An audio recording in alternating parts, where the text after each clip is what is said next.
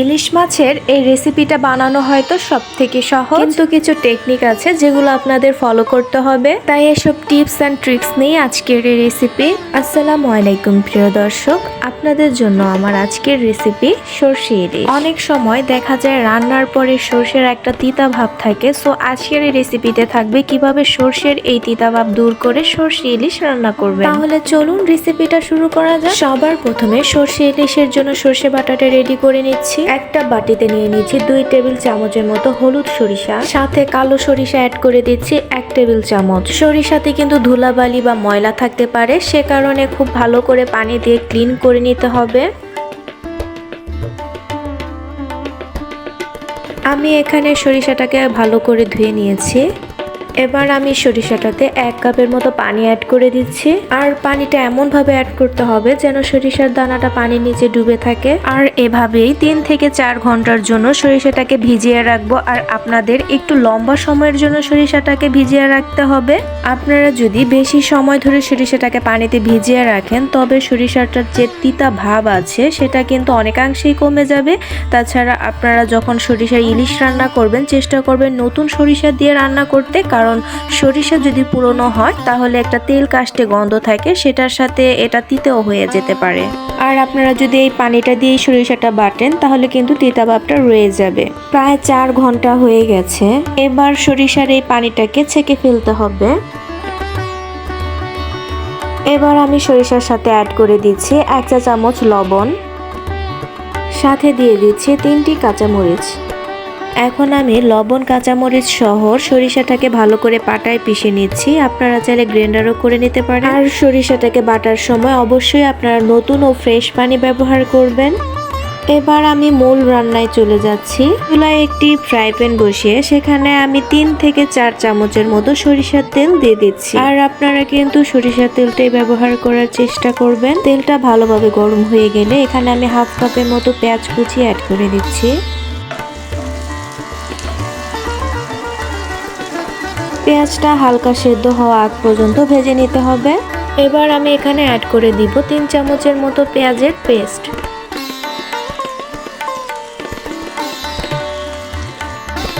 এবার আমি পেঁয়াজের পেস্টটাকে সামান্য কষিয়ে নেব। আর আমি এখানে পেঁয়াজের পেস্টটাকে 2 থেকে 3 মিনিটের মতো কষাবো। কিছুক্ষণ কষানোর পরে এখানে আমি অ্যাড করে দিচ্ছি 1 চা চামচ আদা ও রসুনের পেস্ট। এখন আমি সামান্য কষিয়ে নিচ্ছি। আর আমি ততক্ষণ পর্যন্ত কষাবো যতক্ষণ না পর্যন্ত আদা ও রসুনের যে একটা কাঁচা গন্ধ আছে সেটা চলে না যায়। মোটামুটি কষানো হয়ে গেছে। এখন আমি গুঁড়ো মশলা অ্যাড করে দিব। প্রথমেই আমি দিয়ে দিচ্ছি 1 চা চামচ হলুদের গুঁড়ো ও 1 চা চামচ মরিচের গুঁড়ো। আপনারা কতটুকু ঝাল খেতে চান সেটার উপরে ডিপেন্ড করে এখানে ঝালটা অ্যাডজাস্ট করে নিতে পারেন। এই মশলাটাকেও এখন আমি সামান্য কষিয়ে নিচ্ছি।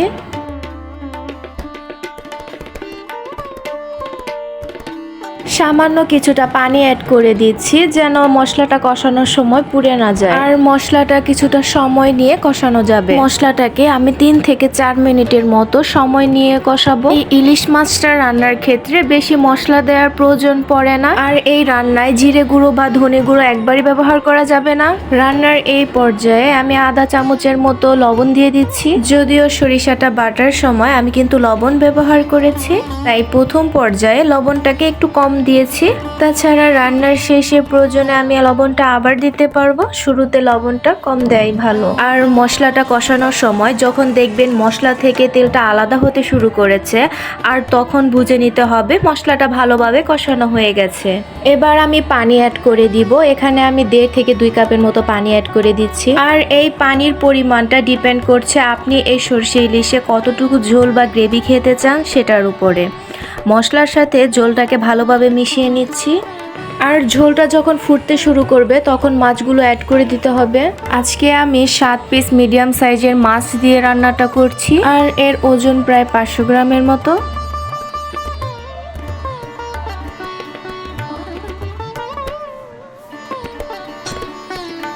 সামান্য নেড়ে চেড়ে মাছটা আমি ঢেকে দিচ্ছি।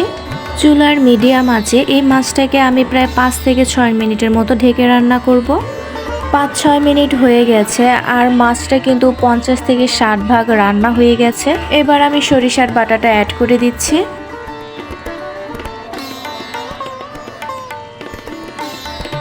এবার আমি সরিষা বাটাটা ঝোলের সাথে মিশিয়ে নিচ্ছি। এই কাজটা একটু সাবধানে করতে হবে আর খেয়াল রাখতে হবে মাছটা যেন ভেঙে না যায়।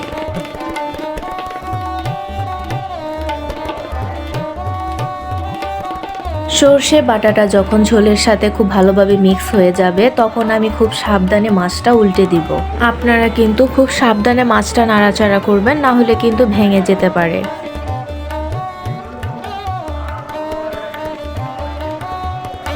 এবার আমি ঢাকনা দিয়ে ঢেকে ইলিশ মাছের এই পাশটাকেও 5 থেকে 6 মিনিটের মতো মিডিয়াম আঁচে রান্না করে নিব।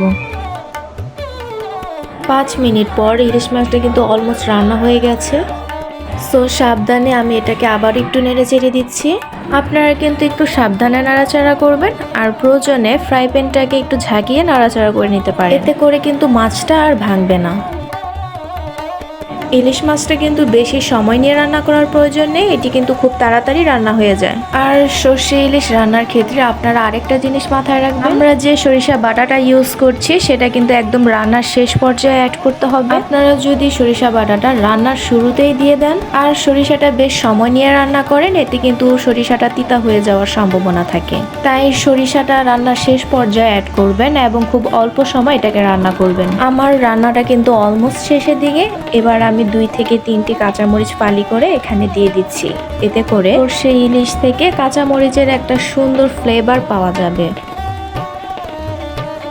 সব শেষে দিয়ে দিচ্ছি 1 টেবিল চামচ কাঁচা সরিষার তেল। আপনারা যদি কাঁচা সরিষার তেলটা ব্যবহার করেন তাহলে সর্ষে ইলিশের স্বাদটা বহুগুণে বেড়ে যাবে। সো মাছটাকে আমি শেষবারের মতো নেড়ে চেড়ে দিচ্ছি। আমার রান্নাটা কিন্তু অলমোস্ট হয়ে গিয়েছে।